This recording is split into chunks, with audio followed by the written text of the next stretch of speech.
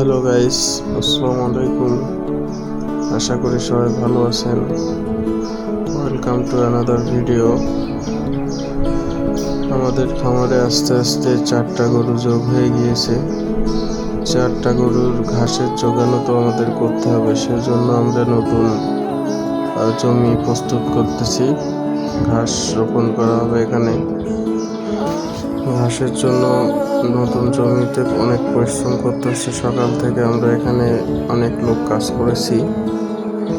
চাষের জন্য গাড়ি নিয়ে আসা হয়েছে, গাড়িটা ভাড়া করে নিয়ে আসা হয়েছে। সে চাষ করে আবার চলে যাবে।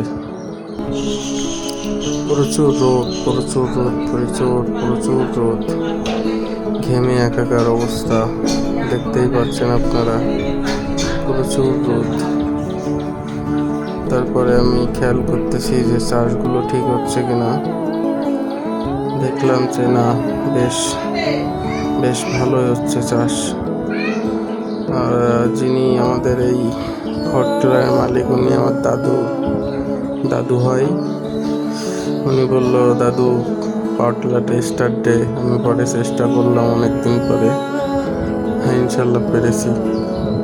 সবাই আমাদের জন্য দোয়া করবেন। আসসালামু আলাইকুম।